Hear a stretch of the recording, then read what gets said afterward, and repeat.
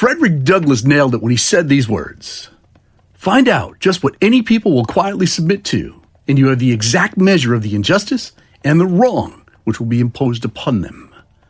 Hi there, this is garyryanblair, and I'm a big believer that old school is good school, and you get out of life exactly what you're willing to tolerate.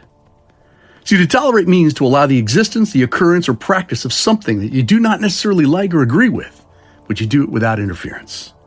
In other words, what you put up with, you end up with. Now, you can strongly disagree with what I'm about to say, but I promise you this: resistance will prove futile. See, if you tolerate mediocrity, then you've surrendered any hope of excellence. If you tolerate excuses, then you've allowed behavioral rot to infiltrate your mind and your environment. If you tolerate missed deadlines, then you'll always underperform and you'll never live up to your full potential. If you tolerate procrastination, then you will find it becoming a self-defeating habit, which weakens you psychologically. If you tolerate low-quality work, then there's no reason for anyone to want to do business with you.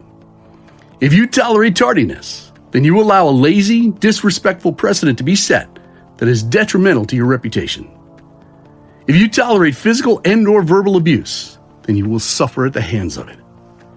If you tolerate cheating of any kind, then there's no reason for your partner to stop. If you tolerate degrading language, well, you'll get used to it and you'll come to expect vulgar words in your presence.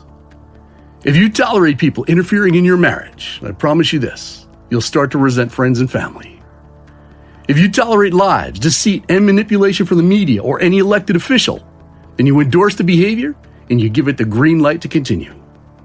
And if you tolerate any or all of these things, you will live a compromised life. You'll have cheated yourself, and as a result, you'll have wasted the one and the only life that you'll ever be given.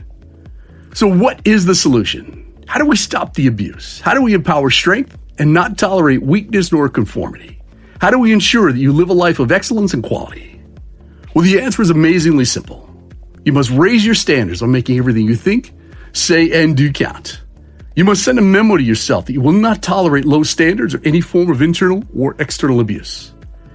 You need to seriously consider confronting and reprimanding anyone who violates those new, higher, nobler standards. And if by chance you think that's too harsh, well, then here's my promise.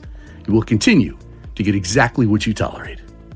So consider this fair warning: what you put up with, you will end up with. So raise the bar of your own performance. Embrace everything counts as your battle cry. Adopt it as your key operating philosophy for all performance initiatives, and it will become not just a smart move, but a sustainable competitive weapon.